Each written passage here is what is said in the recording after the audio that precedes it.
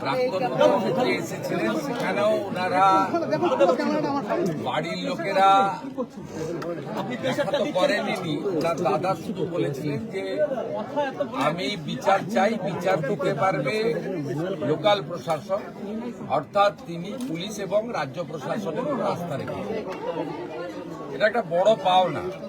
পশ্চিমবঙ্গের রাজনীতিতে বিভিন্নভাবে, ধরুন কোথাও পুলিশের গুলি চালনাতে, সেখানে পুলিশের দোষ বা অন্য কার দোষ আমি জানি না, রাজনৈতিক সংঘর্ষে, বোমাবাজি, বন্দুকবাজি, সংগঠিত রাজনৈতিক সন্ত্রাস এবং হেফাজতে বা রাজনৈতিক হেফাজতে অনেককে রাজনৈতিকভাবে তুলে নিয়ে গিয়েও খুন করা হয়েছে, এমন অনেক উদাহরণ রয়েছে এই পশ্চিমবঙ্গে। কিন্তু আপনারা, আমি প্রয়াত জ্যোতিবাবুর কথা বলবো না, প্রয়াত বুদ্ধবাবু এবং প্রাক্তন মুখ্যমন্ত্রী মমতা ব্যানার্জির সময়ে একটা উদাহরণ দেখাতে পারবেন না যে রাজ্য সরকারের প্রশাসনিক প্রধান মুখ্যমন্ত্রী, তিনি রাজ্য মন্ত্রিসভার সদস্য, ডিজিপি, তাকে সাথে নিয়ে রাজনৈতিক ভিন্নমত পোষণ করা লোকের বাড়িতে এসেছেন, তার বক্তব্য শুনে তাকে সরকারের যে কর্তব্য সেটা পালন করার জন্য, এই উদাহরণ আপনি পাবেন না, যেটা আমাদের সরকারের সময় আপনারা দেখতে পাচ্ছেন। পরিবারও কমপ্লিটলি তৃণমূল পরিবার, ওর মিসেস কাউন্সিলর, তারাও বর্তমান সরকার এবং পুলিশ প্রশাসনের উপরে, হায়ার লেভেলের উপর, লোকাল পুলিশের উপর ওদের অভিযোগ আছে, সিপি ডিজিপির উপরে, ডিএম এর উপরে, চিফ মিনিস্টারের উপরে, লোকাল এমএলএ এর উপরে কনফিডেন্স রেখেছে। এটা আমাদের বড় পাওয়া। ওনার পরিবার আমার কাছে দুটো জিনিস চেয়েছেন। বলেছেন পুলিশের হেফাজতে মারা গেছে এবং আমরা জেনেছি শারীরিক অত্যাচার। আপনাকে দোষী পুলিশদের বিরুদ্ধে কঠোর ব্যবস্থা নিতে হবে। দ্বিতীয়, উনি বলেছেন দুটো বাচ্চা আছে, উনি আর্নিং মেম্বার ছিলেন, এদের পড়াবো কি করে, আমি খাবো কি, আপনাকে আমার ভবিষ্যতের দায়িত্ব নিতে হবে, বাচ্চাদের পড়ানো। তৃতীয়টা উনি বলেননি, আমরা করেছি। আমি ওনাদেরকে যেটা বলেছি সেটা আপনাদের বললাম, যে পুলিশের লকআপে বা হেফাজতে মারা গেছে, এটা তো দিনের আলোর মতো সত্যি। কতটা শারীরিক অত্যাচারে মারা গেছে বা কিভাবে মারা গেছে, এটা আমি বা ডিজিপি সাহেব বলতে পারবো না। 3 জন ডাক্তারের নেতৃত্বে যে পোস্টমর্টম হয়েছে ভিডিওগ্রাফি দেখে, তাদের রিপোর্ট যতক্ষণ না পুলিশ আইও কালেক্ট করছে, ততক্ষণ এটাতে কনক্লুশনে আসা যাবে না যে পুলিশের গাফিলতি প্রমাণিত, কারণ তাদের কাস্টডিতে মারা গেছে। এবারে কতটা কি অত্যাচার করেছে ইন ডিটেলস পিএম রিপোর্টে পাওয়া যাবে। আমরা প্রাথমিকভাবে থানার আইসি কে ক্লোজ করছি পুলিশ লাইনে, আর আইও ইনভেস্টিগেটিং অফিসার তাকে সাসপেন্ড করছি। ম্যাজিস্ট্রিয়াল ইনকোয়ারি এক্ষেত্রে প্রোটোকল ম্যান্ডেটারি।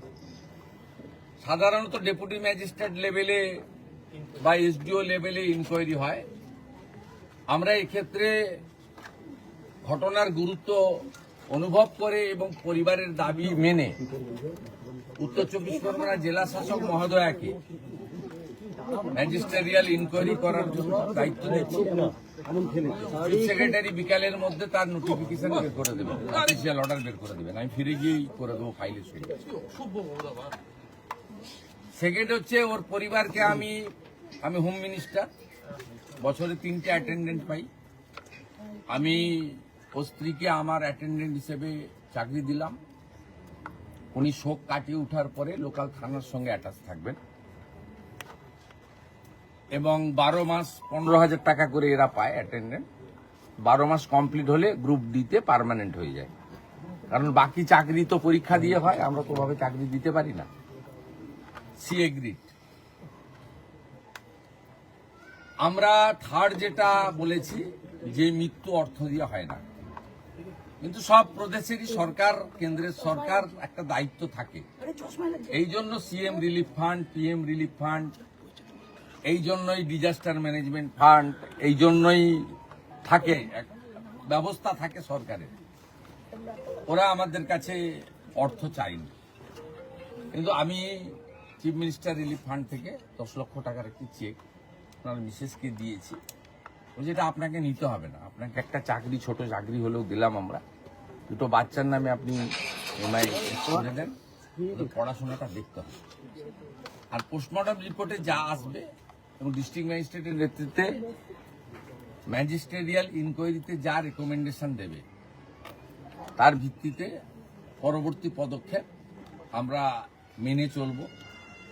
কাস্টোডিয়াল ডেথের ক্ষেত্রে সুপ্রিম কোর্টের, এনএইচআরসির এবং রাজ্য সরকারের নিজস্ব কিছু ব্যবস্থা রয়েছে, সেই ব্যবস্থা মেনেই এটা করবে।